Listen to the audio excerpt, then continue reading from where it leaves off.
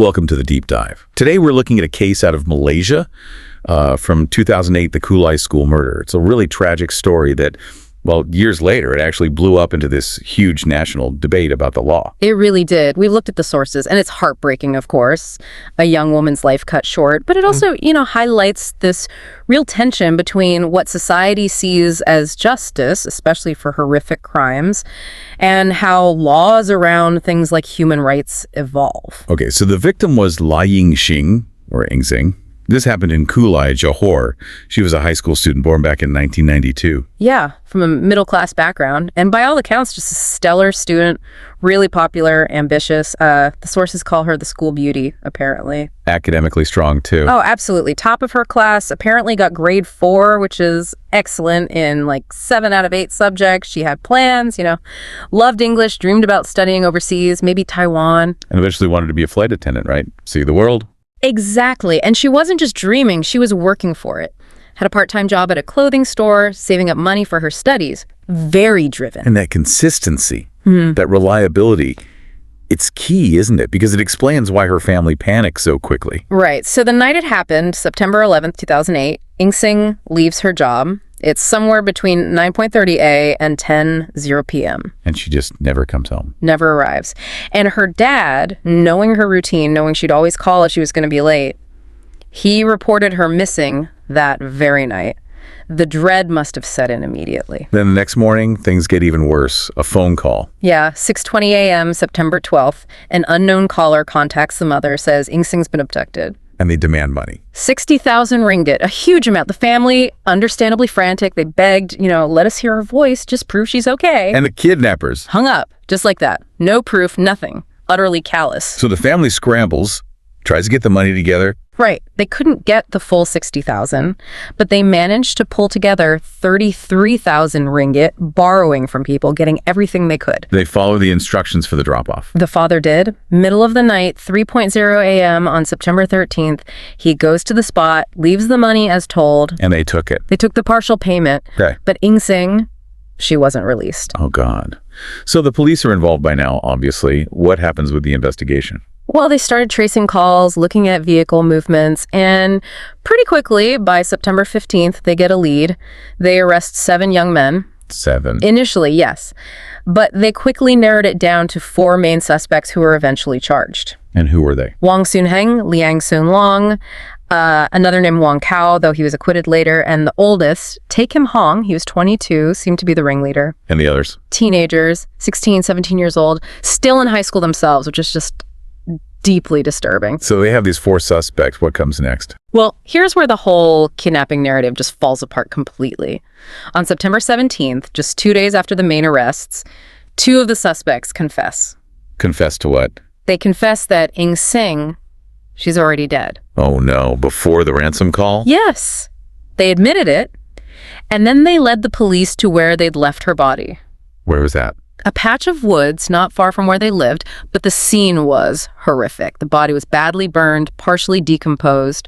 Forensics had to confirm it was actually Ying Xing. So the ransom demand, it was all a lie, a distraction. Exactly. A cynical attempt to get money after the fact. The investigation confirmed she was killed before her mother ever got that phone call. How was she killed? Strangulation, lack of oxygen. It happened shortly after they abducted her on the night of the 11th. And the burning. That was just to destroy evidence, to try and make identification impossible, hide what they'd done. Well, why? If it wasn't just about ransom, what was the motive? This is probably the most chilling part. The investigation pointed towards Take Him Hong, the 22-year-old. Apparently, he'd been infatuated with Ying Xing for a while. Had he asked her out? Repeatedly, yes. And she had consistently turned him down. She's focused on her studies, had a close male friend already. The sources suggest Take Him felt humiliated, rejected. So this was revenge, retribution. That's what the investigation concluded. A brutal act driven by obsession and wounded pride, not just greed. And the sheer coldness of it. Yeah. The deception. It's staggering. Get this, one of the suspects, after Ying Xing was reported missing, actually went to her family's house. No. Yes. Posed as a concerned friend, offered condolences. He was basically monitoring the family, even urged them to pay the ransom quickly, all while knowing she was already dead, killed by him and his friends. That's unbelievable. So the trial, what were the charges? All 4 initially faced 2 main charges, abduction and murder. Both carried very serious penalties in Malaysia at that time. Mandatory penalties, in fact. Okay. And what happened during the trial? Well, as mentioned, Wong Hao was acquitted in 2010, not enough direct evidence linking him. Tae Kim Hong, the leader, tried to fight it. He claimed his confession was forced, that the police tortured him. Did he have an alibi? He claimed the car used in the crime, the one where they found her wallet and the ransom money wasn't even his, that he'd just lent it out, basically trying to paint himself as a scapegoat. But the court didn't buy it. No, the High Court dismissed his claims. On February 21st, 2011, the judge found the remaining three, Tae Kim Hong, Wang Soon-heng, and Liang Soon-long, guilty on both counts. The judge specifically highlighted the cruelty and premeditation involved. And the sentences. They reflected the severity, but also the ages. Tae Kim Hong, being the adult, got the mandatory sentence for murder back then. Death by hanging. And the two younger ones? Wang Soon-heng and Liang Soon-long, being juveniles, under 18, couldn't receive the death penalty. They were sentenced to life imprisonment instead. How did Ying Xing's family react to that verdict? The sources say that while they didn't feel it was, 100% justice, perhaps, they accepted it. They were satisfied that Tae, the ringleader, received the death sentence. But they also noted, quite painfully, that none of the defendants ever apologized. No remorse shown at all. So, death sentence for Tae, life for the others. You'd assume that's the end of the story, legally speaking. You would think so. But then Malaysian law changed quite significantly. This is the 2018 shift. Exactly. In 2018, the government put a hold on executions.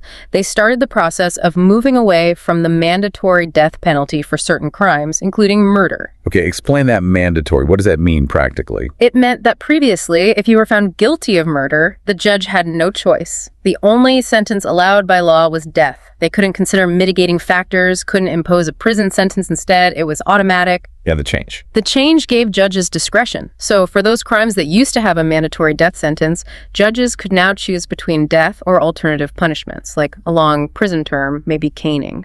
Which meant everyone already on death row Could potentially appeal their sentence, even if their conviction stood.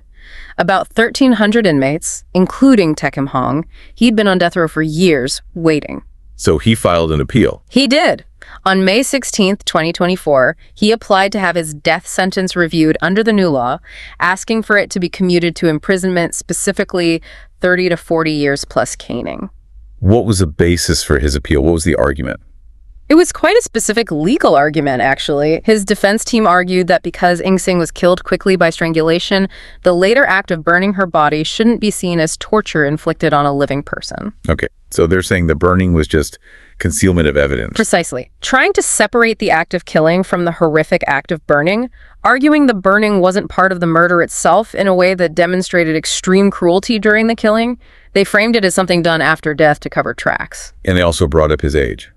Yes, they argued he was young, 22 when it happened, perhaps lacked maturity. And they claimed he was remorseful after all the years in prison. They were basically arguing for rehabilitation, playing into the spirit of the new discretionary sentencing law. And how did the court respond to this? This is what caused the uproar. A 3-judge panel reviewed his application, and after deliberating for only about 15 minutes. 15 minutes. For a case like this. 15 minutes. They unanimously approved Tikti's application. His death sentence was overturned. And replaced with what? 40 years in prison, starting from his arrest date in 2008, plus 17 strokes of the cane. So, doing the math. Yeah. He's already served a chunk of that. He could potentially be released around 2048, maybe even earlier. Potentially, yes, with good behavior, parole possibilities. Yeah. The absolute finality of the death sentence was gone. You can imagine the impact on Ying Xing's family. Devastated, I assume. Completely distraught. They spoke out publicly, saying the law shouldn't work backwards like this for such heinous crimes. They expressed fear, that one day the man who murdered their daughter would be back in their community. And it sparked a national debate. Oh, huge. A massive debate across Malaysia. Is the justice system leaning too far towards rehabilitating criminals, even those who committed incredibly brutal acts? What about closure and justice for the victims' families? Where's the balance? So when you step back and look at this whole thing, what's the takeaway for you, the listener? Well, it really throws into sharp relief this conflict, doesn't it? You have evolving human rights standards pushing away from capital punishment, which many see as progress. But then you have the raw community need for what feels like proportionate punishment, especially when a crime is this cruel and senseless. And regardless of the legal arguments, the core fact remains. A young woman, Ying Xing, with her whole life ahead of her, lost everything. Her future was stolen, and her family now lives with the knowledge that her killer won't face the ultimate penalty the court originally decided on. Exactly. The human cost is immense, no matter the legal outcome. And here's a final thought to leave you with. Much of the recent debate focuses on Take Him Hong, the adult leader whose death sentence was commuted. But what about the other two, Wong Soon Hang and Liang Soon Long? They were juvenile sentenced to life. Right. Under the same legal shifts towards rehabilitation and potentially revised sentencing guidelines, even for life sentences, their eventual release is also practically guaranteed, isn't it? It seems likely. So the justice system's focus has fundamentally shifted. But the question lingers.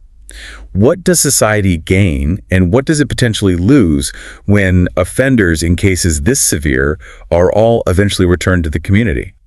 It's a really complex question with no easy answers. A very sobering point to consider. Thank you for joining us for this deep dive into the tragic case of Lai Ying Xin and the legal storm it ignited.